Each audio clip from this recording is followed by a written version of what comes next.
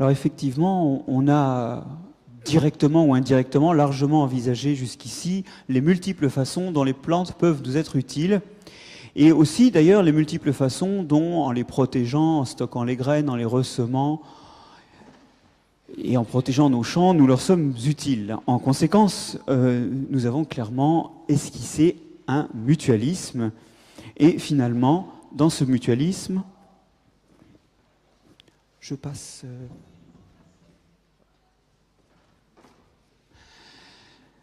Eh bien, nous avons construit un grand jardin. Alors, ce jardin, qui est présent un peu partout autour de nous et dont les témoignages, les récoltes sont présents dans tout notre environnement, eh bien, il a des origines dont on vous a dit à l'instant que des grands noms de la botanique avaient permis de les reconstituer géographiquement. Et en fait, nous avait montré que ce jardin était apparu à plusieurs reprises indépendamment. Je ne parle pas simplement, comme ce qu'indiquait Georges ce matin, du fait qu'à l'intérieur même, par exemple, du croissant fertile, il y a sans doute eu plusieurs lieux de domestication de chaque espèce donnée. Je veux dire qu'en différents points du globe, on a fait émerger des usages semblables des plantes, de plantes semblables ou non d'ailleurs. Alors, par exemple, on a en Amérique une complémentarité alimentaire d'une part entre le maïs, source d'amidon, et les haricots. Ça, c'est historique. C'est vrai que maintenant, tout ça est un petit peu recombiné. Et de ce point de vue-là, le cassoulet est un exemple d'hybridation culturelle. Mais pour ce qui est de ce mode d'agriculture qu'on appelle le mille-pas, c'est aussi comme ça qu'on appelle ce mode alimentaire, eh bien, il a mis en place une complémentarité céréale légumineuse, et puis il a recruté aussi des plantes, par exemple, pour faire des fibres. Mais ça, c'est tout à fait convergent, et pour le coup, c'est une évolution culturelle convergente pour l'homme, avec des choses qu'on a envisagées dans les régions asiatiques, avec, par exemple, pour la zone chinoise, le soja, le riz, et le millet d'ailleurs, et puis le chanvre textile, comme source de fibres. On retrouve des plantes recrutées dans des familles semblables ou non pour les mêmes usages. Et cette évolution culturelle convergente, eh bien, on la retrouve en plein d'endroits. Pour ce qui est de notre agriculture médiévale et de ses racines dans le croissant fertile, eh bien, c'est la complémentarité entre l'orge et le blé, les lentilles, les fèves et autres pois chiches, et puis le lin comme source de fibres. Donc, on a à plusieurs reprises, finalement, mis en place le même mode de fonctionnement et recruté des plantes éventuellement différentes pour des fonctions semblables. En recrutant ces plantes, je ne fais ici que répéter ce qui a déjà été dit, on les a profondément changées, ce qui fait que dans une approche phénétique, morphologique de l'espèce, on a vraiment créé des espèces nouvelles, même si ce point de vue se trouve balancé quand on considère l'espèce biologique, puisque l'interfertilité étant conservée, on est bien souvent au sein du même stock génétique et donc au sein de la même espèce biologique. Alors, l'exemple qui a été donné ce matin, je le récapitule très très rapidement, vous allez voir pourquoi je le fais. C'est l'exemple de la théosinte qui a été domestiquée en maïs et qui est l'occasion d'une transformation telle qu'à une époque, certains auteurs ont parlé de méga-mutation.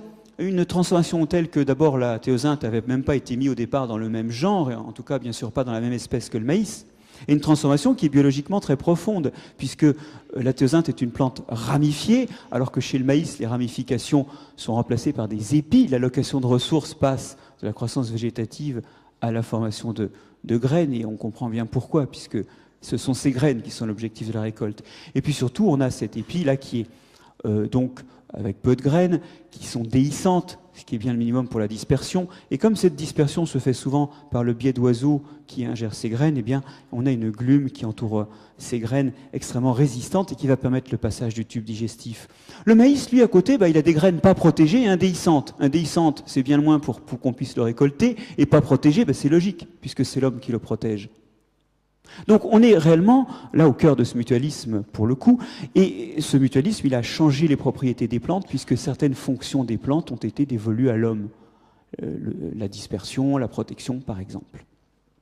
Bien, derrière ça, je récapitule, mais vous allez voir pourquoi je récapitule, parce que tout à l'heure ça va nous resservir. Un gène impliqué dans le port du maïs, dans cette forte dominance apicale qui remplace le développement de rameaux latéraux par le développement d'épis.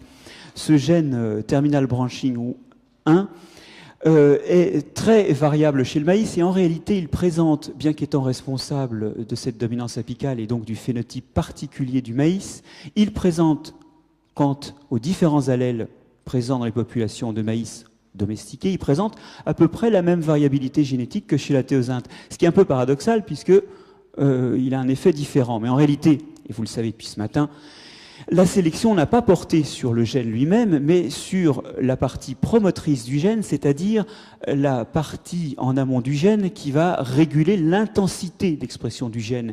Et en réalité, ce qui a été sélectionné dans le maïs, c'est un peu n'importe quel allèle du moment qu'il s'exprime fortement et donc du moment qu'il est précédé d'un promoteur qui le fait s'exprimer beaucoup. Et c'est ainsi, à coup de telle sélection, et notamment celle-là expliquant la dominance apicale, que nous avons façonné les plantes. Façonner les plantes, c'est le processus de domestication dont on dit parfois qu'il peut simplement se caractériser par le fait que la morphologie change par rapport à des formes sauvages. C'est un processus où nous retaillons, nous reconstruisons le vivant, volontairement, d'ailleurs consciemment ou non, aux fins que nous souhaitons. Attention à ne pas imaginer que le déterminisme de ce façonnement du vivant est toujours génétique. Il peut être purement phénotypique et on n'a pas forcément beaucoup évolué tous les processus de retouche des organismes auxquels les végétaux, plus encore que les animaux en fait, se prêtent et qui permettent de leur donner des formes favorables. Doyle évoquait ce matin, pour le tarot, le fait de couper l'inflorescence pour que l'allocation de ressources se fasse plus au tubercule. Bien, vous avez ici une vigne qui est taillée, c'est un très très joli travail qui permet d'une part de limiter le développement végétatif et donc d'allouer plus de ressources à la floraison et à la fructification d'une part, mais aussi il y a un côté pratique, c'est que cette baguette ici sur laquelle reste un certain nombre de bourgeons, elle est rabattue sur la tige de façon à ce que tous les bourgeons soient au même niveau et que en fait la dominance apicale ne s'exerce pas. Et donc, chacun de ces bourgeons donnera une tige de grandeur identique, permettant une occupation maximale de l'espace réservé au cep. Donc, vous voyez qu'il y a à la fois là des choses qui visent à former la plante pour qu'elle reçoive le maximum de lumière et à la conduire à faire le maximum de fruits. Et ça, c'est des retouches purement phénotypiques exercées par l'homme.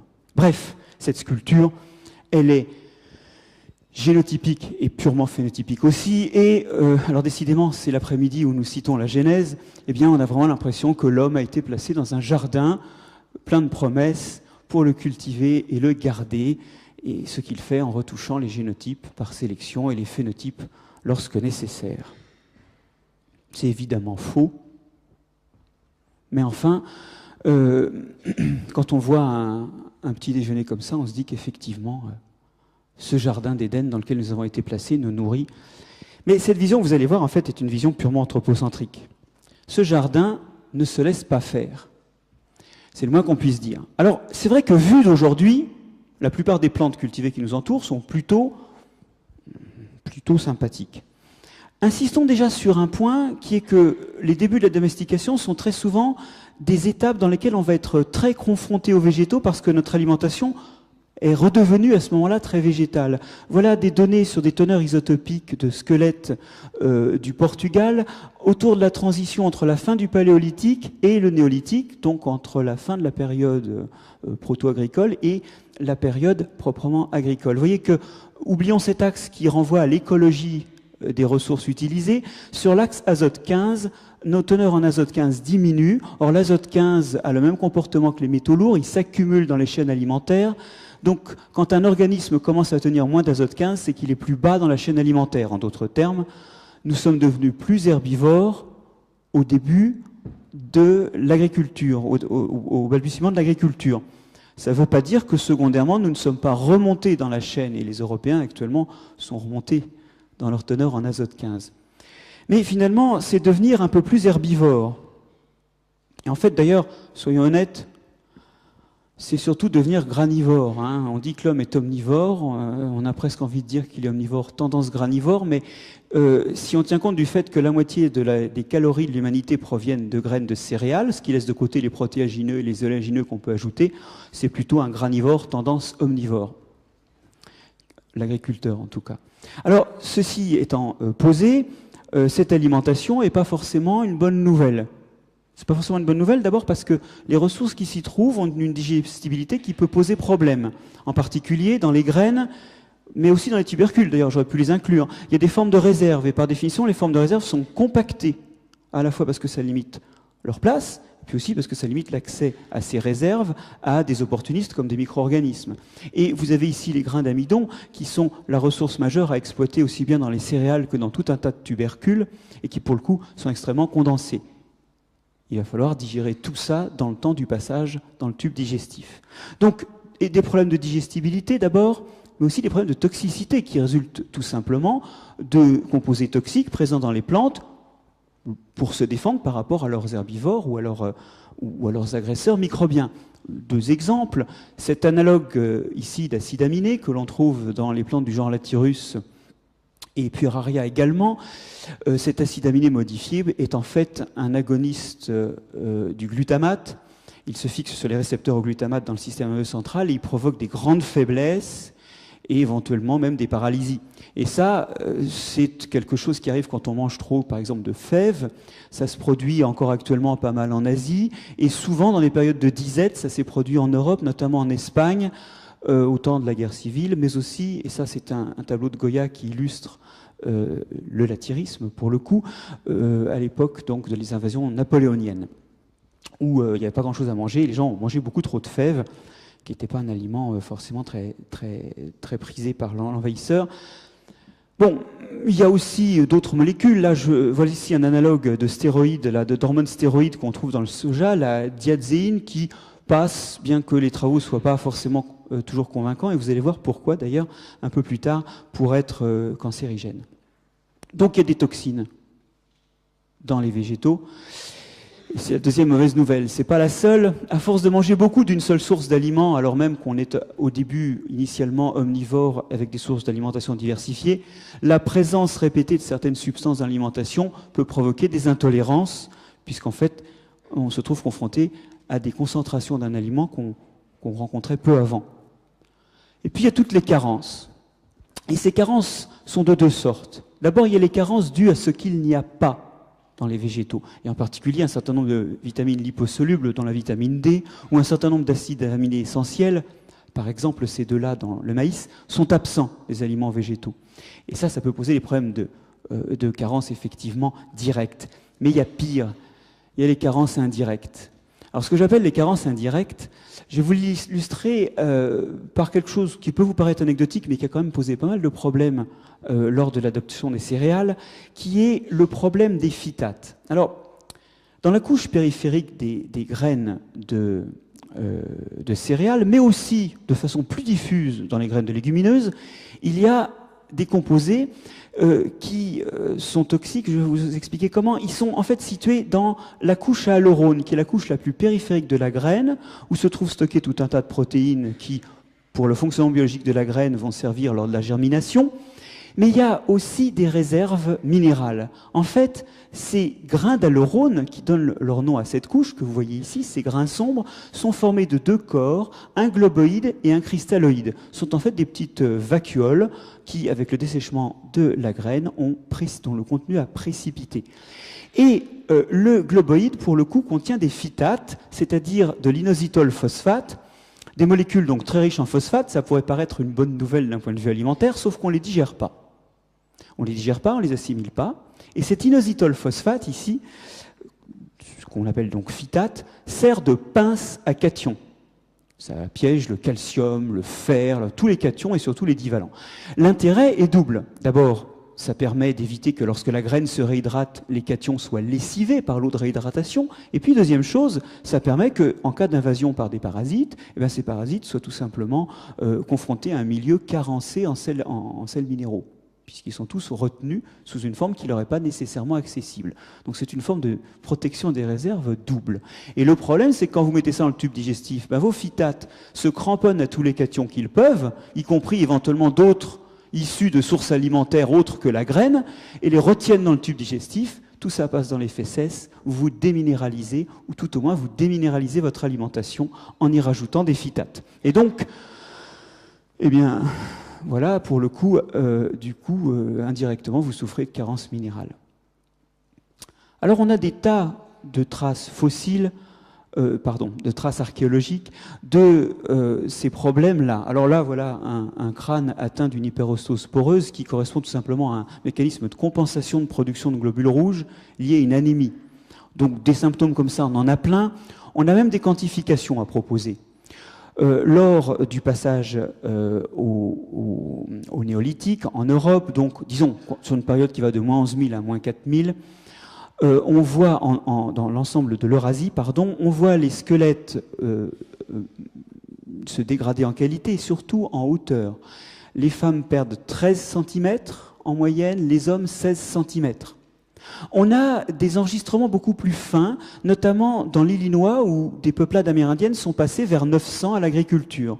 Et donc on a des sépultures avant, après passage à l'agriculture, avec une alimentation beaucoup plus végétale. On a des lésions de l'émail dentaire qui augmentent d'un facteur 1,5, des lésions osseuses qui sont 3 fois plus fréquentes sur les squelettes, une baisse d'espérance de vie de 7 ans. Donc on a des traces, effectivement, des carences et des problèmes induits, et il y a deux noms ici à retenir, c'est la vitamine D sans doute, et puis tous les sels minéraux que par exemple les phytates ôtent soigneusement de notre alimentation, alors même que nous les mettons dans notre bouche. Bon. Donc, ce n'est pas une très très bonne nouvelle. Effectivement, on peut dire que le jardin est retors. Il a plein de caractéristiques pas sympas, au moins au départ. Et évidemment, vous allez me dire, oui, on va reparler encore de sélection des plantes, parce qu'il est vrai qu'aujourd'hui, par amélioration, on n'a plus forcément dans les plantes cultivées les mêmes problèmes. C'est tout à fait exact. Et ce point étant résolu par cette diapositive, je voudrais passer à la suite, qui est l'adaptation humaine, parce que pour le coup, une partie de la solution, c'est nous qui l'avons trouvée en nous ou auprès de nous. Alors, arrivant là-dessus, la première chose, c'est qu'un certain nombre de comportements, donc un certain nombre de traits culturels, nous ont permis de circonvenir les problèmes. Certains de ces traits, je ne vais pas m'y intéresser, sont simplement des moyens de travailler les aliments. Par exemple, pour ressortir le maximum d'acides aminés essentiels du maïs, il y avait autrefois des procédés pour broyer le maïs en Amérique, où on le broyait dans des bases, dans du calcaire par exemple. Et en milieu basique, on extrayait un maximum dans la poudre obtenue, on donnait un maximum de qualité alimentaire en termes d'acides aminés essentiels, pour autant qu'il les possédait, au maïs. Ce que je voudrais ici vous montrer, c'est que d'autres domestications ont tout simplement compensé les problèmes que j'ai posés. La choucroute, par exemple, avant que d'être une façon agréable de préparer le chou, parce que le chou, aujourd'hui, n'est plus nécessairement toxique, a sans doute permis de diminuer la teneur en glucosinolates, donc les composés soufrés qui sont responsables du goût du chou, mais qui sont aussi des composés relativement mauvais pour la santé, non seulement pour la digestion, mais aussi également au niveau de leur potentiel cancérigène. En plus, ces fermentations-là avaient une autre vertu, c'est qu'il y a des bactéries vivantes dans la choucroute tout le temps, et par rapport à un aliment qui aurait été séché ou juste conservé, on peut penser à une apertisation par exemple, eh bien il y a les vitamines des bactéries, notamment un certain nombre de vitamines qui sont sensibles à l'oxydation, comme la A ou la C, qu'on trouve dans la choucroute et qu'on ne trouverait pas dans le même chou séché. Mais il y a aussi cette détoxification ici, que ces bactéries opèrent pendant la fermentation, d'ailleurs sans doute dans leur propre intérêt.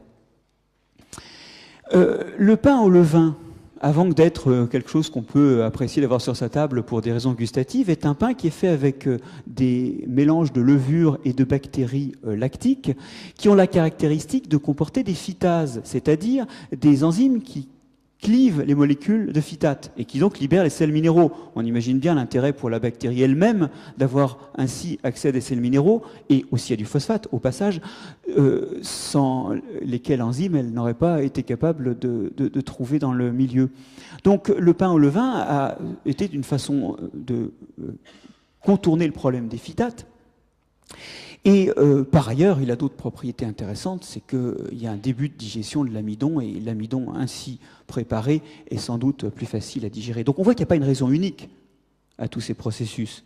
Mais tous ces processus permettent de détoxifier en partie les aliments. On a parlé du rouissage du manioc, qui permet d'éliminer un certain nombre de composés cyanogéniques, des composés donc, qui libèrent du cyanure et qui sont tout simplement parmi les premiers hydrolysés par les bactéries lors du rouissage. Mais là encore, il y a aussi des modifications des parois avec notamment des pectinases et de l'amidon qui va améliorer la digestibilité. Donc, les raisons sont multiples.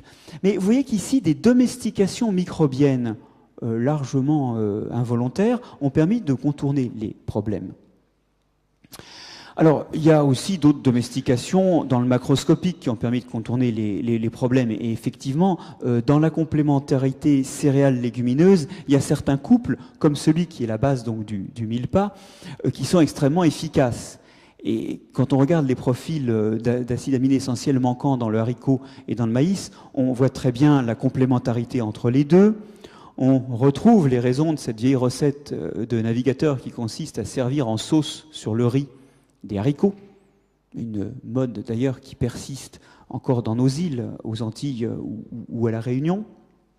Il y a là une très très bonne complémentarité et on voit que d'autres domestications macroscopiques peuvent aussi contribuer à contourner les problèmes alimentaires. Évidemment, on ne peut pas ne pas penser aux domestications animales qui permettent de ramener non seulement une fraction protéique, mais aussi certains types de vitamines, et puis aussi, si on pense au lait, des sels minéraux qui peuvent se trouver limitants dans une alimentation végétale. Mais là encore, il y a des problèmes. Parce que ces animaux eux-mêmes nous posent, ces aliments animaux ne sont pas forcément habituels et peuvent poser des problèmes, notamment pour ce qui est du lait, c'est le problème de la digestibilité du lactose. Et il faut bien se rendre compte que le problème de digérer le lactose, ça a été évoqué un petit peu hier lorsqu'on parlait de domestication de champignons. Le problème du lactose, c'est pas simplement qu'on ne le digère pas et qu'on va le perdre, c'est que ça profite à quelqu'un, le lactose qu'on absorbe, qu'on ingère, je veux dire, ça profite à nos bactéries intestinales qui se mettent à le fermenter avec deux conséquences. Enfin, d'abord des acides gras qui sont produits des produits de fermentation, acide pyruvique, acide lactique, et deux conséquences sur nous. La première, c'est que ces acides gras s'accumulant et n'étant pas absorbés, ils attirent l'eau pour des simples raisons de pression osmotique, et ça s'appelle malheureusement une diarrhée. Et la deuxième chose, c'est que leur acidité irrite la membrane, les membranes de l'intestin et va diminuer notre capacité ensuite à assimiler d'autres aliments. Donc au total, boire du lait quand on ne digère pas le lactose, c'est pas une bonne nouvelle. Et là encore, tout un tas de domestications microbiennes nous ont permis de contourner le problème. Et c'est en particulier le cas donc, de domestication de bactéries, mais aussi, on l'évoquait hier, de champignons. Domestications qui sont assez anciennes. Notre collègue hier évoquait ces pots qui sont interprétés comme des pots permettant de filtrer des caillés de fromage qui, chez nous, remontent à 7500 ans en Europe. Ces restes ici sont attestés comme ayant servi à filtrer du lait caillé pour les restes donc d'acides gras qu'on trouve à la face interne de ces poteries perforées. Et donc, effectivement, il est clair que faire du fromage, c'est d'une part laisser le lactose partir. Alors vous voyez qu'en termes de récupération alimentaire, de récupération calorique, c'est pas optimal, mais au moins le lactose part avec le petit lait. Le problème, c'est que dans le petit lait, il y a encore autre chose qui part. Donc c'est vraiment pas optimal d'un point de vue trophique.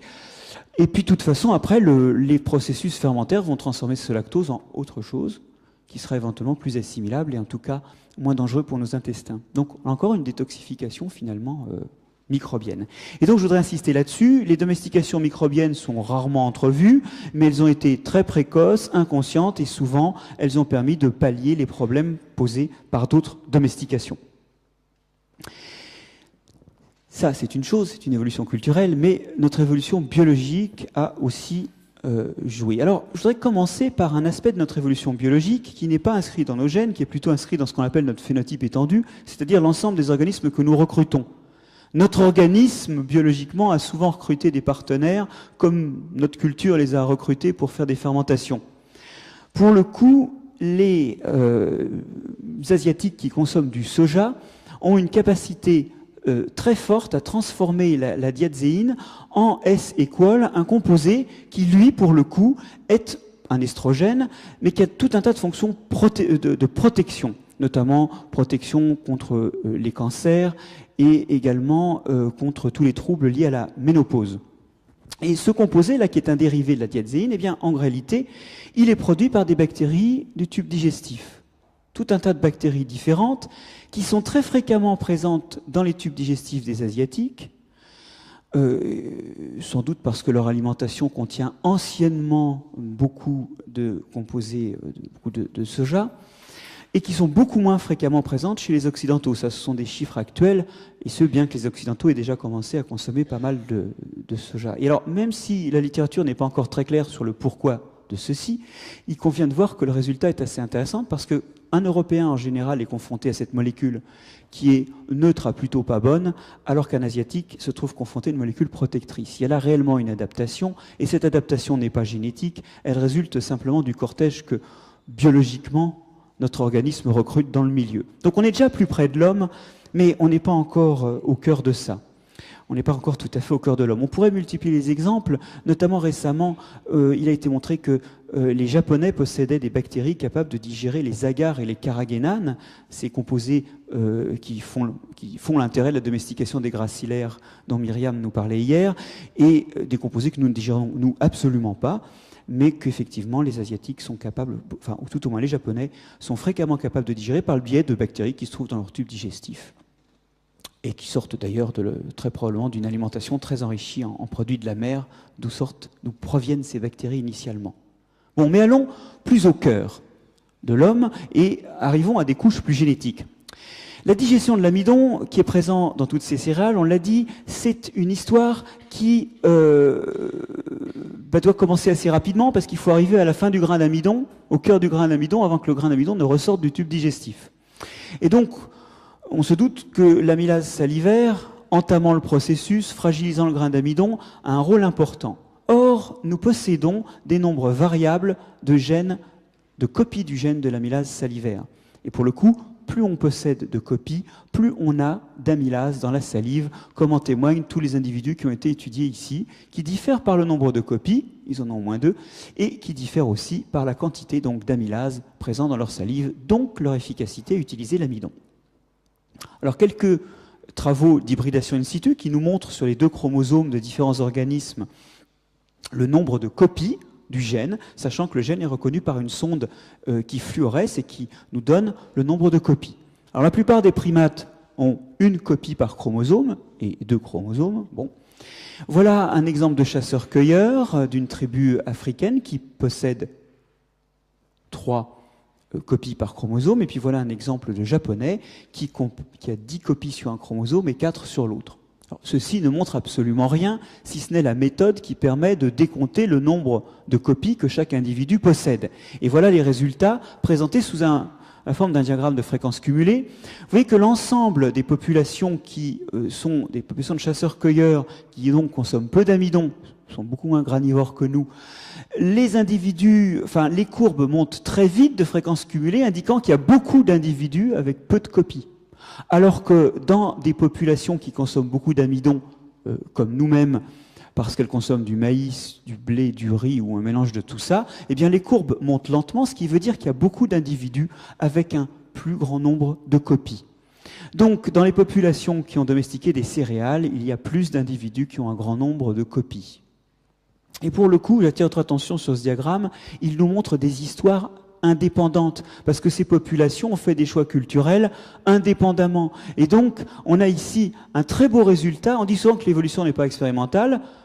C'est pas vrai, parce qu'on peut faire des expériences d'évolution avec des micro-organismes, mais en plus, des fois, la nature a monté pour nous des protocoles expérimentaux remarquables, où elle a mis en place plusieurs fois le même schéma, et quand à chaque fois on arrive au même résultat, ici la sélection d'individus qui ont un plus grand nombre de copies en moyenne du gène d'amylase, eh bien on peut se dire qu'il y a un lien de cause à effet démontré à coup de répétition, qui sont en fait, vus du point de vue du biologiste, autant d'évolutions convergentes, où les mêmes choix culturels, la présence du même type d'aliment va conduire à la même adaptation. Revenons au lait et évoquons plus en détail quelque chose qui a déjà été mentionné hier, qui est le fait que beaucoup d'adultes dans les populations qui consomment du lait ont à l'âge adulte la capacité d'exprimer encore des lactases. Et cette capacité d'exprimer des lactases qui persiste à l'âge adulte, elle n'existe pas là où on ne boit pas de lait, où elle existe un petit peu, mais c'est sans doute de la dérive génétique. Elle existe fortement dans des populations européennes ou africaines qui boivent du lait. Là encore, le nombre de groupes ethniques qui se sont mis à boire du lait est assez élevé, et notamment en Afrique, et à chaque fois, on voit apparaître de hautes prévalences de la capacité, après le sevrage, à digérer encore le lactose. Et alors pour le coup, on a commencé à séquencer les allèles de ces fameuses lactases, de ces enzymes qui découpent le lactose en 2 sucres, qui quant à eux sont assimilables, et c'est les mêmes allèles chez tout le monde. C'est vraiment les mêmes allèles qu'on digère ou non le lait. D'ailleurs, c'est normal parce qu'une lactase, c'est une lactase. Peu importe l'âge auquel on l'exprime, il faut qu'elle coupe en 2 le lactose.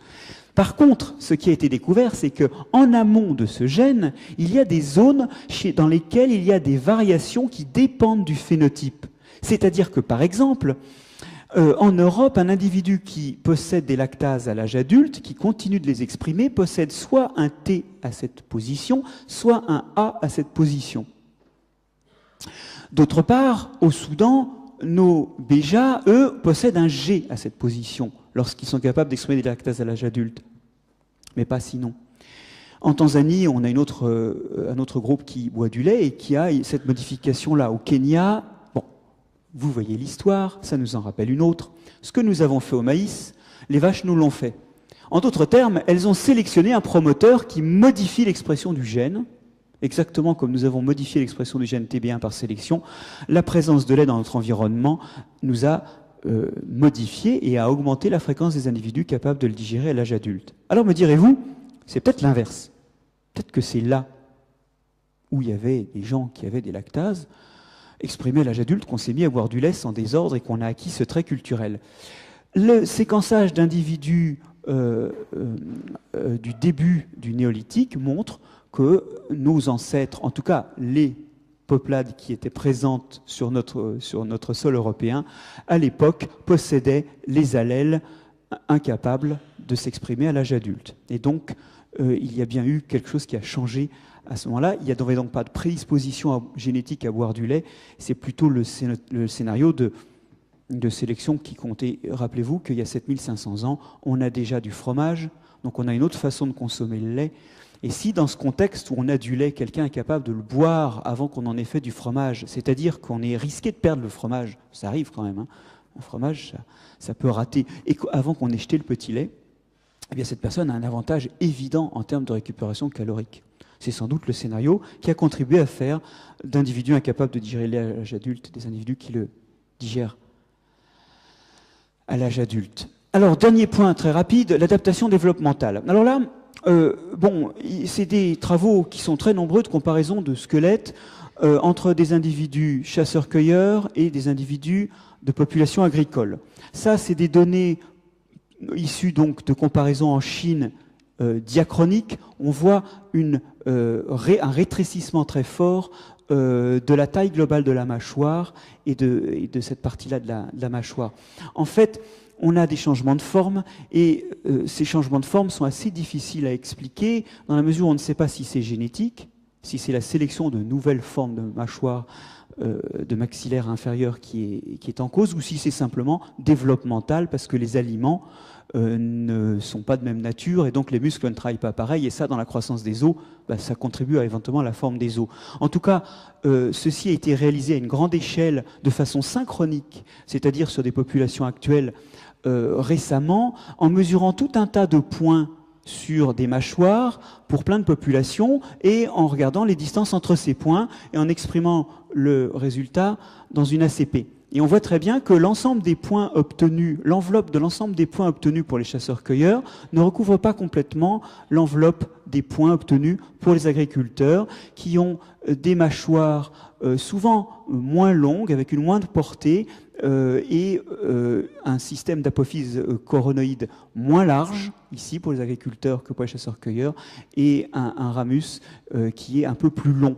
En gros, proposent des auteurs, ça sert à déchirer, c'est une mâchoire qui permet de déchirer davantage des aliments fibreux ou coriaces, et ça c'est une mâchoire plus adaptée à les broyer, à les mastiquer quand ils ne sont pas coriaces, mais qu'il faut justement bien écraser les grains d'amidon, bien mâcher avant d'avaler. Ça doit vous rappeler quelque chose. Et ça va nous permettre de tirer maintenant quelques conclusions globalement. D'abord, cette évolution n'est pas optimisante. comme toute évolution d'ailleurs, elle ne va pas vers un mieux, elle va vers un ailleurs. Et alors c'est très intéressant de voir que les caries apparaissent au néolithique, ou juste avant, quand on commence à consommer beaucoup de céréales, parce qu'on commence à interagir de près avec elles. Logique, parce qu'on a plus d'amidon, éventuellement bientôt plus d'amylase, donc plus de sucre dans la bouche. Domestiquer les animaux ressemble a posteriori à une mauvaise idée, parce que ces animaux nous refilent plein de maladies. Parlons de la tuberculose, parlons de la grippe, tout un tas de maladies donc qui sortent des animaux domestiques en raison de la promiscuité qu'on établit avec eux et qui ont dû quand même sélectionner pas mal nos génomes. La preuve, c'est que quand nous avons exporté ces maladies issues, quand nous, Européens, avons exporté ces maladies issues de domestication européenne vers les Amériques, eh bien ça a été un holocauste. Contrairement à ce qu'on pense, les Amérindiens n'ont pas eu tellement à souffrir des fusils et des lances des Européens. Ils ont surtout souffert de leurs maladies, et on compte que sur les 90 millions environ d'Amérindiens décimés à l'arrivée des Européens, 5% seulement ont dû voir des Européens, et bien moins encore sentir leurs lances et les coups de fusil. Eh bien, en fait, ils ont rattrapé en un clin d'œil la sélection naturelle qui s'était lentement exercée au fur et à mesure que ces maladies-là franchissaient la barrière d'espèces par chez nous. Cela dit, nous n'avons pas fini d'être sélectionnés par ces maladies, parce que chaque fois que quelqu'un meurt d'une grippe, eh bien, c'est encore de la sélection qui court potentiellement. Donc finalement, nous avons peut-être cultivé le jardin, mais vous voyez que le jardin nous a cultivés, il nous a formés, il nous a sélectionnés et peut-être aussi modifiés morphologiquement. Ceci donc aussi bien au niveau de notre génotype que de notre phénotype, que ce soit la forme de nos mandibules ou le cortège microbien qui nous entoure. Le bilan est celui d'une humanité mosaïque, où vous voyez ici, avec des couleurs plus ou moins chaudes, la persistance des lactases à l'âge adulte, la quantité de copies du gène d'amylase, avec des régions où on peut digérer le lait, les céréales, ou bien juste les céréales. Une humanité donc qui est mosaïque et qui est localement adaptée finalement à ce qu'il y a à manger, mais ça c'est à la fois le produit de l'endroit et puis aussi de la culture qui met à disposition ces aliments. Finalement, c'est une formidable, la domestication, c'est une formidable histoire d'évolution humaine. Darwin ne se trompe pas finalement en annonçant, dès les 2 premiers chapitres de l'origine des espèces, puis dans son livre de 1868, dans ses 2 livres de 1868 sur l'évolution des plantes et des animaux sous régime de domestication, il ne se trompait pas en disant que, en prenant la domestication comme un exemple d'évolution, simplement, si c'est un mutualisme, c'est symétrique, un mutualisme, eh bien, à cause symétrique et effet symétrique, c'est aussi d'évolution de l'homme qu'il s'agit. Et pour le coup, eh bien, voilà une superbe leçon d'évolution, basée sur un mutualisme qui engendre une coévolution. Nous sommes une pression de sélection pour ces organismes, mais ils le sont aussi pour nous, avec un rôle fort donc du cortège biologique qui exerce des pressions de sélection et qui engendre des adaptations sur l'autre partenaire. Un rôle de la culture, au sens culturel du terme, c'est-à-dire que l'évolution ici est orientée non seulement par des organismes qui sont autour de nous, mais leur présence autour de nous résulte de traits culturels qui font qu'on sème du blé ou qu'on élève des vaches. Et donc, il y a aussi un aspect culturel à cette évolution. Une évolution qui, comme toujours, n'est pas complètement optimisée, ni en fait facilement optimisable en tout point. Nous avons parlé de caries et de maladies. Une évolution qui se fait en mosaïque parce qu'on a de l'adaptation locale à chaque endroit, à chaque pression de sélection qui s'exprime en les différents endroits colonisés par l'humanité. Et puis cette évolution, eh bien, bioculturelle, elle est convergente puisque en plusieurs endroits, elle s'opère et là encore, les mêmes causes donnant les mêmes effets, ça renforce l'idée qu'il s'agit bien d'adaptation en réponse à des pressions de sélection. Un processus qui continue actuellement et qui nous donne l'image d'une humanité diverse, dynamique, et qui montre que sous ce petit déjeuner se cache une certaine manipulation. Et bien c'est sur cette image de petit déjeuner manipulateur que je vous remercie de votre attention.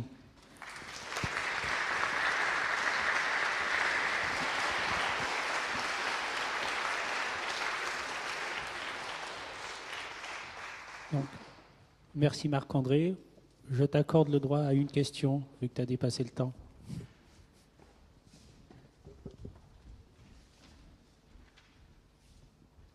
Marc-André, est-ce que j'ai bien compris la partie sur les phytates là, est-ce que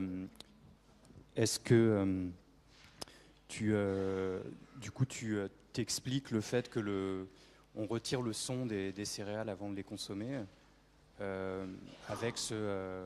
le son ne retire pas la couche à l'eurone. Hein. D'accord. La couche hyalurone, c'est en fait l'assise la plus externe de la graine elle-même. Donc ça reste dans le grain. Le son, c'est plutôt l'accessibilité à l'amidon et à la graine elle-même. Hein. Là, c'est plutôt enlever une assise mécanique. Ok.